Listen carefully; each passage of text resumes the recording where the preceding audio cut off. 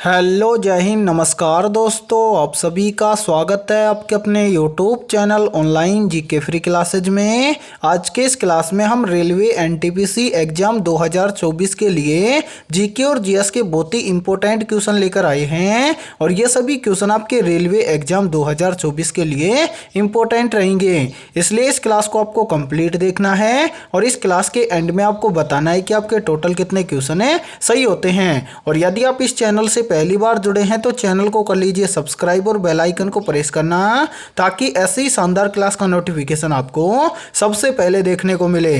तो चलिए शुरू करते हैं आज के इस क्लास को बिना देरी के। पहला प्रश्न है आप सभी के सामने, कथकली किस राज्य का शास्त्रीय नृत्य है? मोस्ट इंपोर्टेंट प्रश्न है ये। ऑप्शन ए है तमिलनाडु का, ऑप्शन बी है आंध्र प्रदेश का, ऑप्शन सी है केरल का और ऑप्शन डी है कर्नाटक का। तो यहाँ पर देखिए इन चारों में से करेक्ट आंसर हो जाएगा सभी का ऑप्शन है सी, यानी कि जो कथकली शास्त्रीय नृत्य है वो केरल राज्य का है। तो करेक्ट आंसर हो जाएगा पहले के अंदर सभी का ऑप्शन है सी। तो चलिए फिर अगला प्रश्न देखते हैं।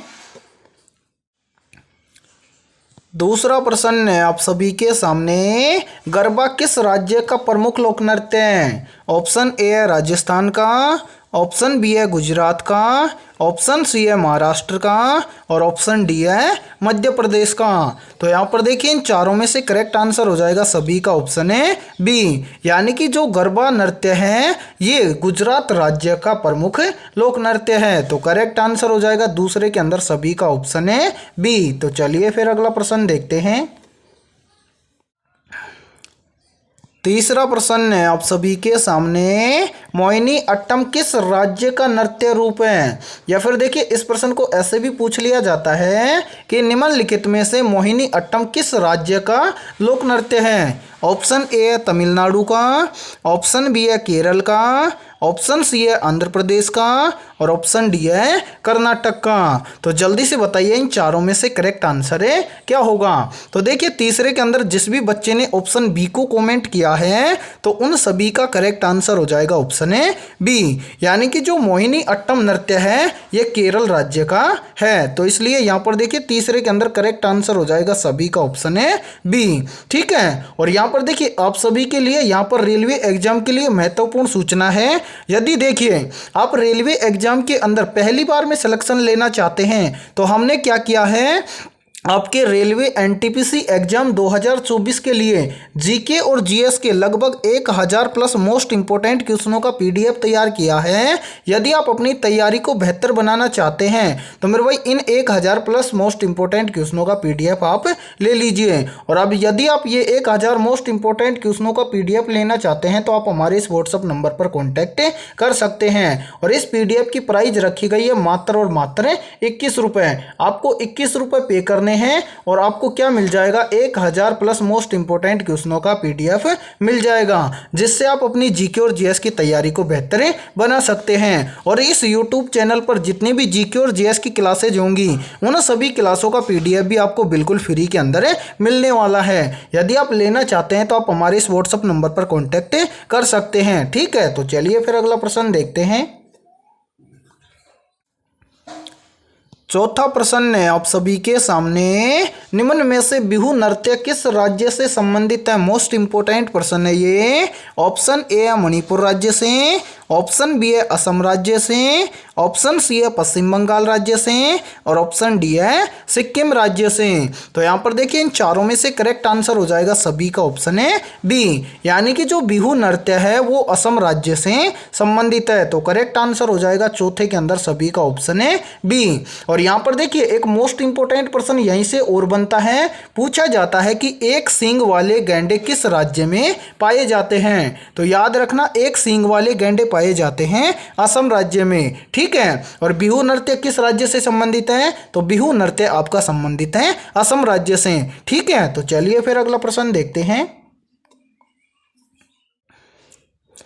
पांचवा प्रश्न है आप सभी के सामने, रेलवे ट्रैक की चौड़ाई क्या होती है? या फिर देखिए इस प्रश्न को ऐसे भी पूछ लिया जाता है एग्जाम में कि निम्नलिखित में से रेलवे ट्रैक की चौड़ाई कितनी होती है? ऑप्शन ए है 1.65 मीटर है, ऑप्शन बी है 1.6 मीटर है, ऑप्शन सी है 1.43 मीटर है और ऑप्शन डी है 2.9 मीटर है। तो यहाँ पर देखिए इन चारों में से करेक्ट आंसर हो जाएगा सभी का ऑप्शन है सी, यानी कि रेलवे ट्रैक की चौड़ाई होती है 1.43 मीटर। तो करेक्ट आंसर हो जाएगा पांचवे के अंदर ऑप्शन है सी। तो चलिए फिर अगला प्रश्न देखते हैं। छठा प्रश्न है आप सभी के सामने, रेलवे स्टेशन पर सिग्नल का क्या कार्य है? मोस्ट इंपोर्टेंट प्रश्न है ये, और ये प्रश्न बार बार एनटीपीसी के एग्जाम में पूछा जाता है। तो एक काम करिए, इस प्रश्न का आप जल्दी से स्क्रीनशॉट ले लीजिए। पूछा गया है कि रेलवे स्टेशन पर सिग्नल का क्या कार्य होता है? ऑप्शन ए है यात्री सेवाएं हैं, ऑप्शन बी है ट्रेन की गति को नियंत्रित करना है, ऑप्शन सी है सामान की लोडिंग करना है और ऑप्शन डी है ट्रैक का निरीक्षण करना है। तो जल्दी से बताइए इन चारों में से करेक्ट आंसर है क्या होगा? पूछा गया है कि रेलवे स्टेशन पर सिग्नल का क्या कार्य होता है। तो मेरे भाई यहाँ पर देखिए, जिस भी अभ्यर्थी ने छठे के अंदर ऑप्शन बी को चूज किया है तो उन सभी का करेक्ट आंसर हो जाएगा ऑप्शन है बी, यानी कि रेलवे स्टेशन पर सिग्नल का कार्य होता है ट्रेन की गति को नियंत्रित करना। तो छठे में हो जाएगा सभी का करेक्ट आंसर ऑप्शन है बी। तो चलिए फिर अगला प्रश्न देखते हैं। सातवां प्रश्न है आप सभी के सामने, रेलवे इंजनों की मुख्य शक्ति का स्रोत क्या है? ऑप्शन ए है बिजली, ऑप्शन बी है डीजल, ऑप्शन सी है भाप और ऑप्शन डी है पेट्रोल। तो यहाँ पर देखिए इन चारों में से करेक्ट आंसर हो जाएगा सभी का ऑप्शन है बी, यानी कि रेलवे इंजनों की मुख्य शक्ति का स्रोत है डीजल। तो करेक्ट आंसर हो जाएगा सातवें के अंदर सभी का ऑप्शन है बी। तो चलिए फिर अगला प्रश्न देखते हैं। आठवां प्रश्न है आप सभी के सामने, रेलवे ट्रैक की दीवार पर लगे बफर का उद्देश्य क्या होता है? मोस्ट इंपोर्टेंट प्रश्न है ये, तो जल्दी से बताइए इन चारों में से करेक्ट आंसर है क्या होगा? पूछा गया है कि रेलवे ट्रैक की दीवार पर लगे बफर का उद्देश्य क्या होता है? तो यहाँ पर देखिए करेक्ट आंसर हो जाएगा आठवें के अंदर सभी का ऑप्शन है बी, यानी कि रेलवे ट्रैक की दीवारों पर लगे बफर का उद्देश्य होता है गाड़ी के टकराव को रोकना। तो आठवें में हो जाएगा करेक्ट आंसर सभी का ऑप्शन है बी। तो चलिए फिर अगला प्रश्न देखते हैं। नौवां प्रश्न है आप सभी के सामने, बायोगैस का मुख्य घटक है। या फिर देखिए इस प्रश्न को ऐसे भी पूछ लिया जाता है कि निम्न में से बायोगैस का मुख्य घटक कौन सा है? ऑप्शन ए है हाइड्रोजन, ऑप्शन बी है मीथेन, ऑप्शन सी है ब्यूटेन और ऑप्शन डी है एसिटिलीन। तो यहाँ पर देखिए इन चारों में से करेक्ट आंसर हो जाएगा सभी का ऑप्शन है बी, यानी कि इन सभी में से बायोगैस का मुख्य घटक होता है मीथेन। तो करेक्ट आंसर हो जाएगा नौवे के अंदर सभी का ऑप्शन है बी। तो चलिए फिर अगला प्रश्न देखते हैं।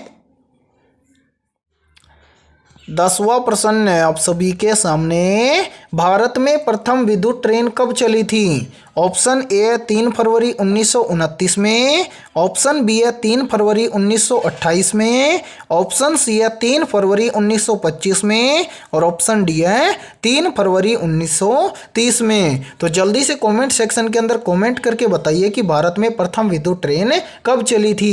तो यहाँ पर देखिए जिस भी बच्चे ने 10वें प्रश्न के अंदर ऑप्शन सी को चूज किया है तो उन सभी का करेक्ट आंसर हो जाएगा ऑप्शन है सी, यानी कि भारत में प्रथम विद्युत ट्रेन चली थी 3 फरवरी 1925 में। तो करेक्ट आंसर हो जाएगा 10वें के अंदर सभी का ऑप्शन है सी। और यहाँ पर देखिए यदि ये क्लास आपको पसंद आ रही है तो जल्दी से एक बार इस क्लास को लाइक कर दीजिए, और यदि आप इस चैनल से पहली बार जुड़े हैं तो चैनल को कर लीजिए सब्सक्राइब और बेल आइकन को प्रेस करना, ताकि ऐसे ही शानदार क्लास का नोटिफिकेशन आपको सबसे पहले देखने को मिले।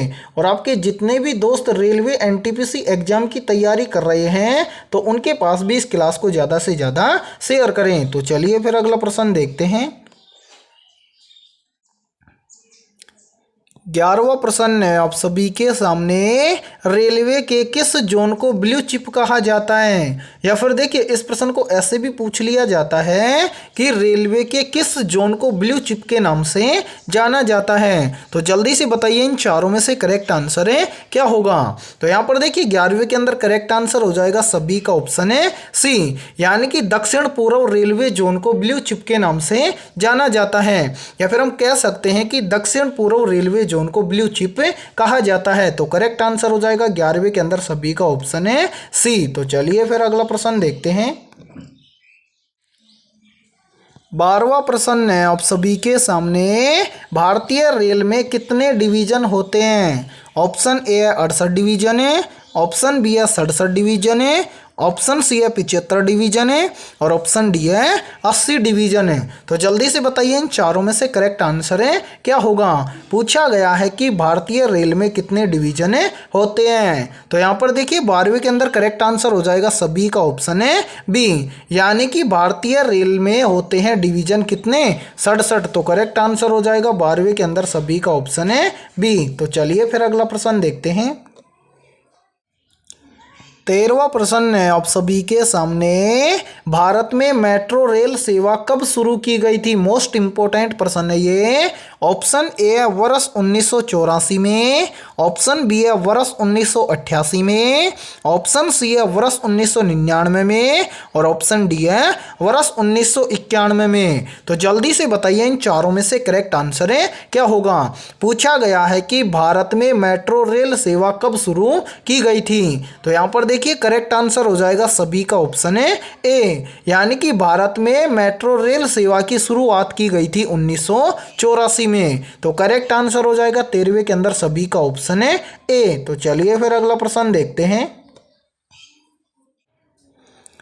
14वां प्रश्न है आप सभी के सामने, रेल कर्मचारी बीमा योजना किस वर्ष शुरू की गई थी? या फिर देखिए इस प्रश्न को ऐसे भी पूछ लिया जाता है एग्जाम के अंदर है कि रेल कर्मचारी बीमा योजना की शुरुआत किस वर्ष हुई थी? ऑप्शन ए है वर्ष 1980 में, ऑप्शन बी है वर्ष 1988 में, ऑप्शन सी है वर्ष 1977 में, और ऑप्शन डी है वर्ष 1978 में। तो यहाँ पर देखिए इन चारों में से करेक्ट आंसर हो जाएगा सभी का ऑप्शन है सी, यानी कि रेल कर्मचारी बीमा योजना की शुरुआत हुई थी वर्ष 1977 में। तो करेक्ट आंसर हो जाएगा 14वें के अंदर ऑप्शन है सी। तो चलिए फिर अगला प्रश्न देखते हैं।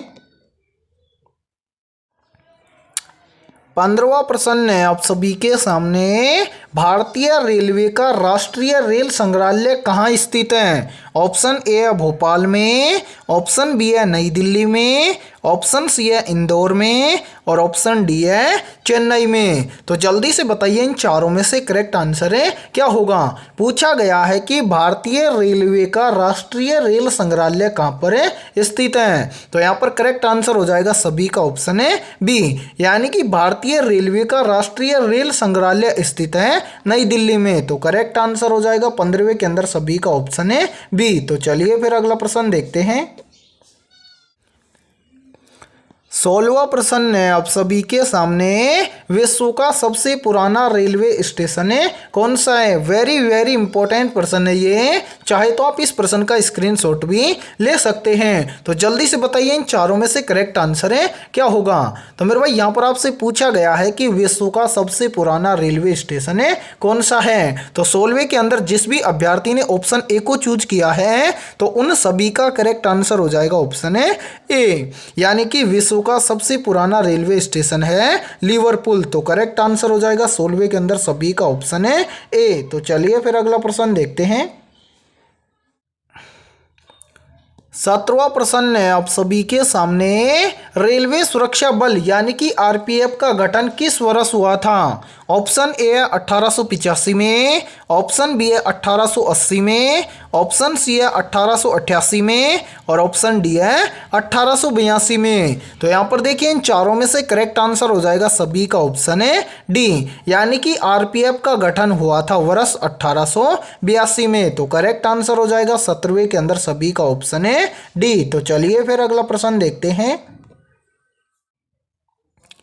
18वां प्रश्न है आप सभी के सामने, लावणी नृत्य किस राज्य से संबंधित है? ऑप्शन ए है महाराष्ट्र राज्य से, ऑप्शन बी है गोवा राज्य से, ऑप्शन सी है तमिलनाडु राज्य से और ऑप्शन डी है कर्नाटक राज्य से।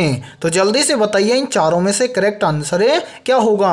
पूछा गया है कि लावणी नृत्य किस राज्य से संबंधित है। तो यहाँ पर देखिए करेक्ट आंसर हो जाएगा 18वें के अंदर सभी का ऑप्शन है ए, यानी कि लावणी नृत्य का संबंध है महाराष्ट्र राज्य से। तो करेक्ट आंसर कर लेंगे सभी अभ्यर्थी 18वें के अंदर ऑप्शन है ए। तो चलिए फिर अगला प्रश्न देखते हैं।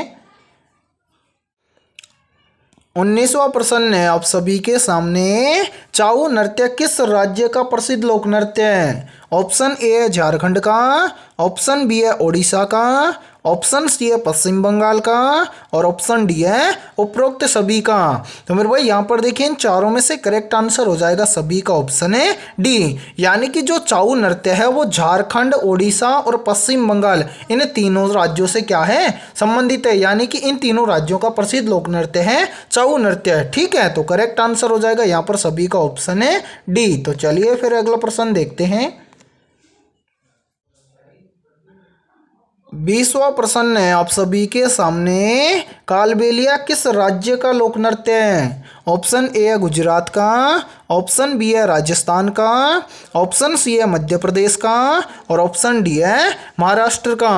तो जल्दी से बताइए इन चारों में से करेक्ट आंसर है क्या होगा। तो मेरे भाई यहाँ पर देखिए 20वें प्रश्न के अंदर जिस भी अभ्यर्थी ने ऑप्शन बी को चूज किया है तो उन सभी का करेक्ट आंसर हो जाएगा ऑप्शन है बी, यानी कि कालबेलिया राजस्थान राज्य का लोक नृत्य है। तो करेक्ट आंसर हो जाएगा 20वें के अंदर सभी का ऑप्शन है बी। और यहाँ पर देखिए यहीं से एक प्रश्न और भी पूछ लिया जाता है कि घूमर नृत्य किस राज्य का प्रसिद्ध है? तो याद रखना घूमर नृत्य राजस्थान राज्य का प्रसिद्ध है। ठीक है, तो आज के इस क्लास में इतना ही। यदि ये क्लास आपको पसंद आई है तो जल्दी से एक बार इस क्लास को लाइक कर दीजिए और यदि आप इस चैनल से पहली बार जुड़े हैं तो चैनल को कर लीजिए सब्सक्राइब और बेल आइकन को प्रेस करना, ताकि ऐसी शानदार क्लास का नोटिफिकेशन आपको सबसे पहले देखने को मिले। और आपके जितने भी दोस्त रेलवे एग्जाम की तैयारी कर रहे हैं तो उनके पास भी इस क्लास को ज़्यादा से ज़्यादा शेयर करें। और आज की इस क्लास में हमने जीके और जीएस के 20 बहुत ही इंपॉर्टेंट क्वेश्चन करवाए हैं। तो इन 20 में से आपकी कितने क्वेश्चन सही हुए हैं सभी को कमेंट सेक्शन के अंदर कमेंट करके बताना है। और जिन भी बच्चों के इन 20 में से 18+ % सही हुए हैं तो उनकी तैयारी बेहतर है। ठीक है मेरे भाई, तो फिर मिलते हैं ऐसे बेहतरीन क्वेश्चनों के साथ नेक्स्ट क्लास में।